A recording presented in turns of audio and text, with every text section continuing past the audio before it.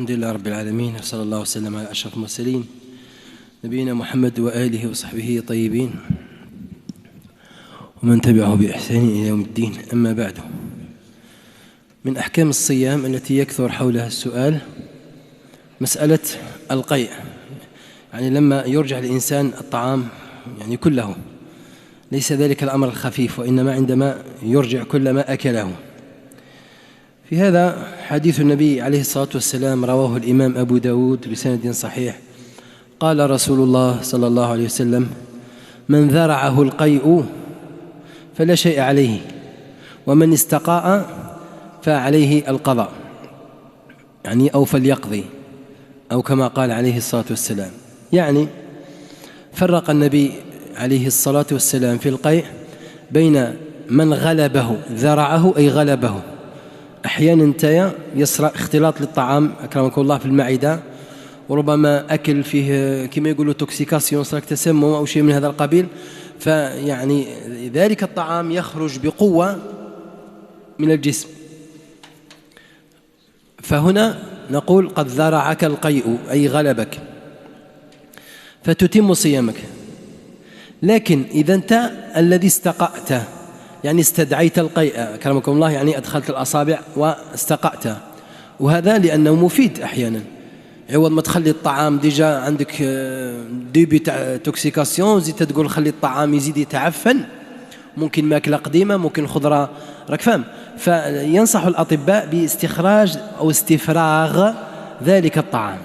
فهنا ما تتقلقش، استفرغ وراك مفطر، يعني تاكل تشرب عادي، واضح، وتقضي ذلك اليوم يوم واحدا لأنك في حكم المريض. ها هنا بعض إخواننا يخطئون، خاصة كبار السن، لما تقول له استقصي الطبيب إذا قال لك أفطر، يقول لك أوكي، سقسي الطبيب قال له أفطر. لما يفطر تخيل وش يدير؟ يشرب الدواء برك، نهار كامل هو جائعان. كيف هذا؟ أنت عندك رخصة، النص صريح في آيتين: ومن كان مريضا أو على سفر فعدة من أيام أخر. أنت خلاص أفطرت، لأنه الصيام دفعة واحدة، الصيام لا يتجزأ. بكري احنا صغار يقول لك نصوم نص نهار ونصوم للعصر، هذيك مجرد تدريب. وإلا صيام المسلمين يكون: وكلوا واشربوا حتى يتبين لكم الخيط الأبيض من الخيط الأسود من الفجر ثم أتموا الصيام إلى الليل. واضح؟ وهذه ملاحظة في غاية الأهمية. إذا أفطرت لعذر فأكمل الفطر. استقأت أو شربت الدواء أو استعملت حقنة مغذية، يعني أليمونتير ولا نيوتريتيف، خلاص كمل عليها، روح دير فيها قهوة وشرب وكول وخلاص، راك معذور ذلك اليوم. فإحنا يبقى متحرج، يبقى متحسس، أو هلا نكمل صيامي.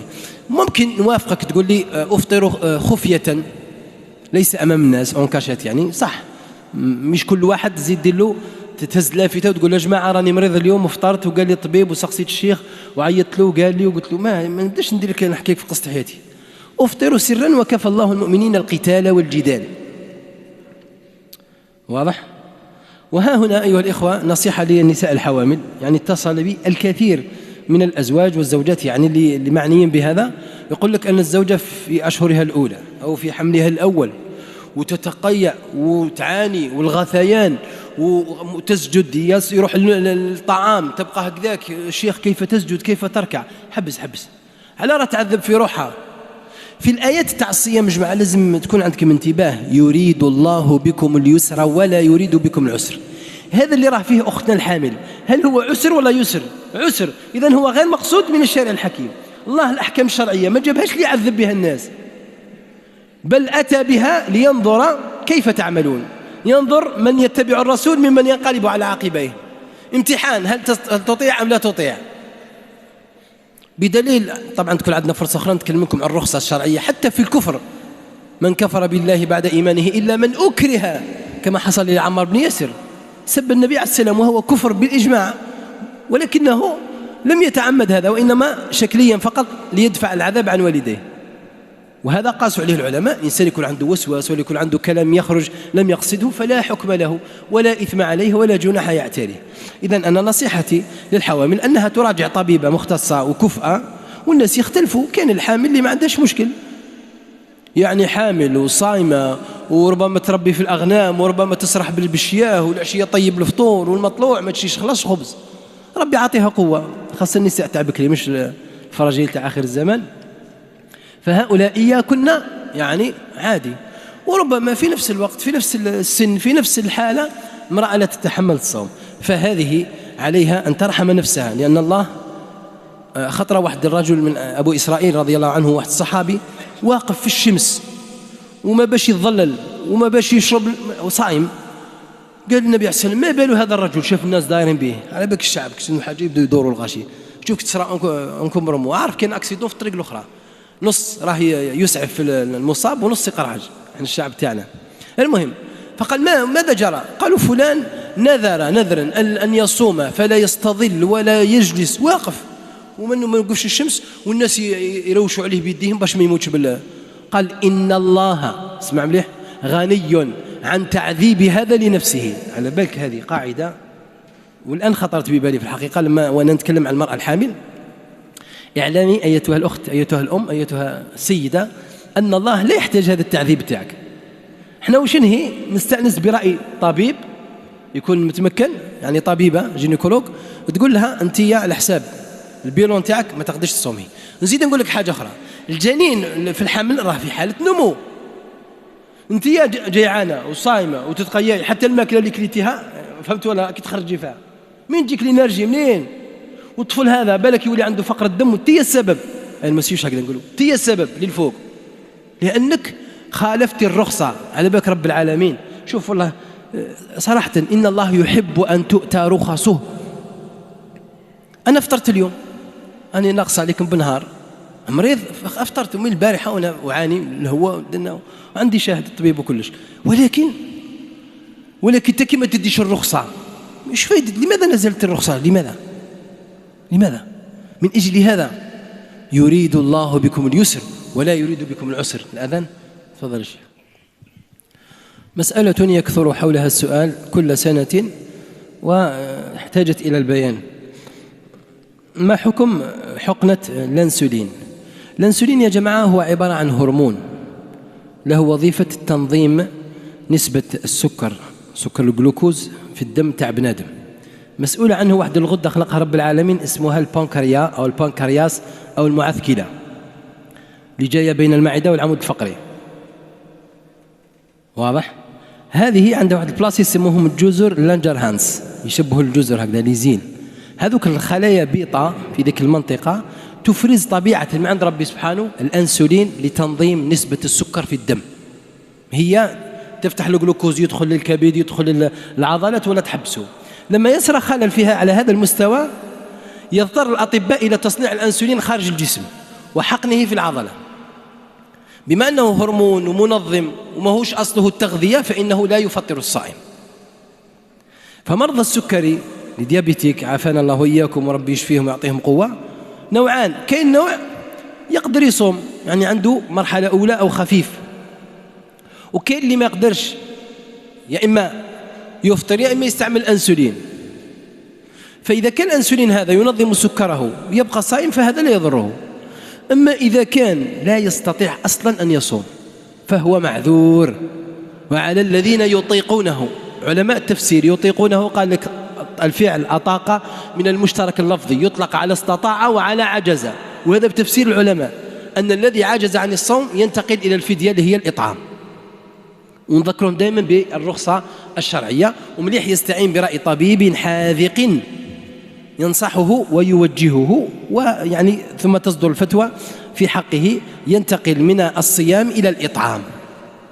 واضح؟ هذا هو تفسير لماذا لا نقول بتفطير حقنة الأنسولين بالنسبة لإخواننا مرضى السكري. واضح؟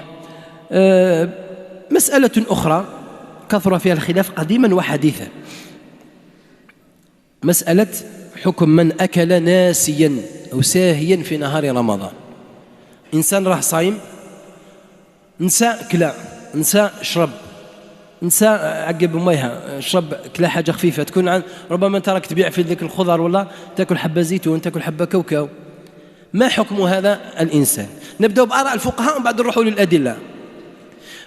جمهور الفقهاء اللي هم الأحناف والشافعية والحنابلة قالوا هذا صيامه صحيح، يمسك عن الأكل ويتم صيامه ولا شيء عليه.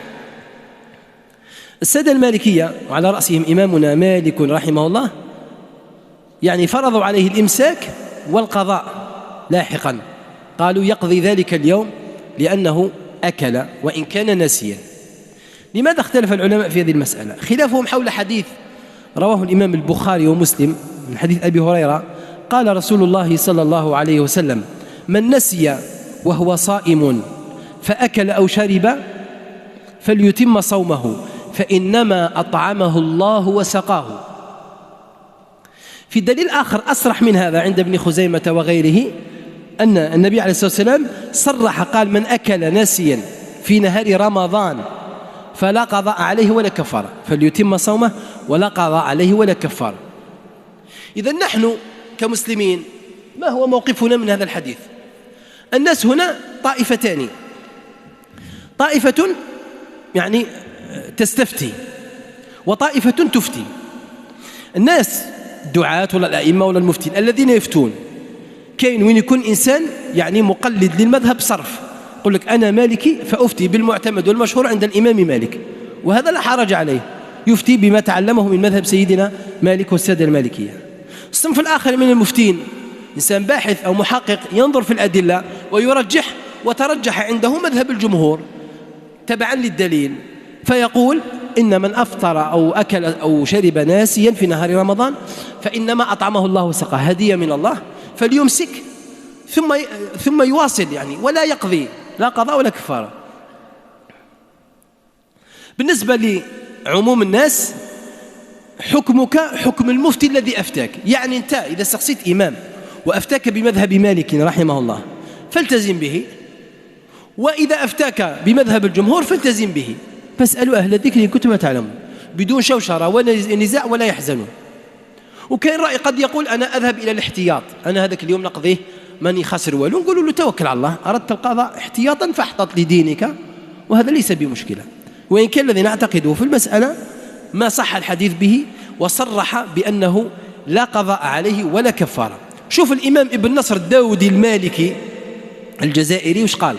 قال: ولعل مالكا لم يبلغه الحديث، ربما الإمام مالك ما وصلوش هذا الحديث وإلا يصير إليه. قال: أو تأوله برفع الإثم والجناح، أو ربما سيدنا مالك قال النبي عليه الصلاة والسلام لما قال فليتم صومه أراد أنه ليس عليه الكفارة وليس عليه الإثم ولكنه يقضيه، لأن مالك ماذا قال؟ مش تعرف باللي الإمام أو الفقيه ما يخالفش النص هكذا برك، قال لا يمكن أن يجتمع الصوم وطعام دخل إلى البدن بيناتنا. ولهذا نشأ بعض الفقهاء قالوا نفرق بين حاجة خفيفة حبة تاع حلوى وكذا وبين سيد ضرب طابلة تاع ماكلة ومن بعد يقول لك إيه نسيت. وصلت هذه، جاء واحد الرجل لسيدنا أبي هريرة قال له يا سيدي يا شيخ والله، قال له راني كليت اليوم، دخلت عند واحد لقيته ياكل وكليت، هو في نافلة الآخر ياكل، قال تغديت عنده، بعد تفكرت باللي راني صايم. هاي قالوا معليش، النبي عليه السلام قال لك لا شيء عليك. قال له بصح راني خرجت رحت لواحد اخر زدت لقيته حاط المائده زدت دخلت كليت معاه. قال له راك مازلت ناسي، نسيت صح؟ قال والله يا ابو هريره غنسيت. هاي معليش. قال له بصح زدت رحت لدار خالتي لقيتها ثاني حاطه ما عرفتش نيك. هيا قال له خلينا ننتظروك، تراك تاكل اكثر من نهار اللي كنت صايم، مش كليت اكثر من العاده. قال له انت رجل لم تعتد على الصيام، ماكش مال في الله غالب. لكن معي ولا لا؟ إذن هو أبو هريرة عمل بمقتضى الحديث، وإن كان السيد بين قوسين قرعها كلا كلش في ذاك النهار. ومما يقوي مذهب الجمهور أيها الإخوة ما حدث مع النبي صلى الله عليه وسلم نفسه، أن صحابية أم إسحاق الغنوية حضرت عند النبي عليه السلام فأهدي إليه جفنة قصعة، تعرف قصعة؟ تحب القصعة ده؟ الجفنة وفيها عرق يعني كما نقولوا فخذ تاع دجاجة ولا تاع دند ولا حاجة، فأخذت واحدة وأكلت. قالت فتذكرت أنني صائمة فبردت يدي، يبست، لا أتقدم ولا أتأخر. قال النبي عليه السلام ما بالك وش بيك ضربك تريسيتي؟ قالت له كنت صائمة ونسيت. قال كلي فإنما، قال خلاص أتمي صومك فإنما هو رزق ساقه الله إليك. ولهذا تجد بعض الناس تلقانا لما تجي تغلط وتاكل وتتفكر يغيظك الحال، تقولك غير ما تفكرتش، وخاصة إذا كان قاعد معك واحد وفكرك تقول تضربه بكاش حطبه ولا مع أنه الإمام ابن عثيمين يقول لك وكان تشوف واحد صايم غلط لازم توقفه لأنه من النهي عن المنكر. بصح احنا ماذا بيك تنسى وتغلط وتاكل وتنسي في روحك هكذا برك وتعقب في هذيك القرعه نتاع الجازوز حتى نتكملها. اذا قلنا يا جماعه شفتوا هذه الفتوى وهذا الموضوع الحيثيات تاعو تعطينا واحد الادب في الخلاف، كيف نتعامل مع النصوص. الناس اللي راهم يتهموا الفقهاء وغيره جاي الرد ان شاء الله على اللي قال لكم علماء وما يعرفوش ومنا وكهنوت وما كهنوت وما همش يعرفوا الواقع وما يعرفوش العلوم وما يعرفوش الفلسفه وما يعرفوش المنطق وما يعرفوش لي لونغ. راه جاي نهار رد مفصل على هذا الموضوع. فقهاء تاعنا من اذكى الناس. احنا نعذر الفقيه لما يظهر لك انه خالف النص وربما لم يصله الحديث وربما وصله الحديث وتأوله كما قال ابن نصر الداودي ولعل مالكا لم يبلغه الحديث أو تأوله برفع الإثم. شوف الذكاء. وهذا ابن نصر الداودي هذا مفسر وعالم جزائري من مسيلة يعني وعنده تفسير ويقال هو أول من شرح صحيح البخاري ونقل عنه ابن حجر العسقلاني في 400 موضع من فتح الباري. طلبة العلم يعرفوا وش معناها ابن حجر وش معناها الفتح الباري وش معناها 400 بلاصة قال ابن حجر الشافعي قال ابن نصر قال الداودي اعتراف بتفوق أهل المغرب في الفقه والاستنباط. إذا قلت بالنسبة لي من أكل وشرب ناسيا مضى يعني تفصيله وبالله التوفيق. كم باقي من الوقت يا الياسين؟ 3. طيب بالنسبة لموضوع السباحة تالي استخصيتني على موضوع السباحة. جمهور العلماء يقولون لا بأس للإنسان أن يسبح في ماء أو في نهر أو في بحر أو حتى يتقحم في أبزن أو أبزن لأنه كلمة غير عربية يعني كما نقولوا بينوار ولا بتيه تعمى ولا اون بيسين ولا ان باسان يعني حوض. قال لك بشرط ان يأمن من دخول الماء. كيف يعرف؟ يكون انسان متمرس. كاينين متمرسين في الغوص والسباحه يهبط 100 متر وما يدخلش الماء في جوفه. ولهذا بوب البخاري رحمه الله باب اغتسال الصائم. وابن عمر كان يبلل يعني قماشا منديلا ويمسح على وجهه يتبرد. وكان أنس بن مالك له أبزن يعني شغل بينوار يتقحم فيه يدخل فيه. ودخل الشعبي الحمام وهو صائم مع كثرة استعمال الماء. إذن ولكن الحسن البصري ومن وافقه كرهوا للصائم هذا خوفا عليه من اقتحام المحرم والشرب من الماء يعني نتاع البحر أو نتاع المسبح. واستدلوا بقوله صلى الله عليه وسلم وبالغ في الاستنشاق إلا أن تكون صائما. النبي عليه السلام ينصح واحد الصحابي قال له استعمل الاستنشاق بزاف والاستنثار. قال له بالصح كي تعود صايم ما تكثرش شوية برك خشيت أن يمر الماء. شفت الذكاء تاع الفقهاء استدلوا بهذا على أنك ما تروحش البحر تقعد داخل خارج وتدخل في راسك. احنا نقول أن الإنسان يتحرز ويتحفظ أو مثلا يدخل إلى هنا ولا يقحم رأسه بسباحة. كان فرق جمع بين تسبح بين باللي يعرف يعوم باللي تسبح وبين دخل راسك برك وتخرج مش كيف تقعد تتلاطم مع الموج وتقلب وتهبط باين بالله يدخل الماء. ولكن حتى الإمام أحمد قال لك أخشى أن يدخل من أذنيك ولهذا السباحين يديروا الآخر حشاكم في أذنهم. إذا شفتوا التفصيل شفتوا الفقهاء تاعنا شحال كراك ذكياء. فإحنا نقول باختصار أنه يكره للإنسان أن يسبح في نهار رمضان إلا أنه لا يدخل رأسه. إذا كان يدخل رأسه فهو جائز بإجماع العلماء. هنا إشكالية أختم بها الدرس إذا سمحتم. هاو دخل البحر وعمل بمذهب الجمهور وقال لك معليش تتبرد وتنتعش بالماء فدخل إليه الماء. هل يبطل صومه أو لا؟ قولا للعلماء. هناك من قال صيامه لا يبطل وهو الذي رجحه ابن عثيمين قال لك لأننا قلنا له ادخل وما عليك والو وهو اجتهد وتحفظ وغلبه الماء. تضحك وغلبه الماء بين نشرب حتى نروى. بينما الجمهور قالوا يبطل صومه. احنا نقول احتياطا إذا خلاص تأكد بالماء دخل أقضي هذاك النهار ولا عليك فيه. إذا كان قد قبل الله اليوم الأول فالثاني نافلة. وإذا كان قد فسد صومك فقد أديت واجبا والعلم عند الله. هذا إنسان مال فيه يتبرع بالأكفان. الله تشوف الكفن والقبر يعني أمر مخيف. والمصاحف نسأل الله أن يبارك في ماله ورزقه وأن يعني يفك أزمته وأن يكون معه ومع المؤمنين المحسنين. آمين والحمد لله رب العالمين.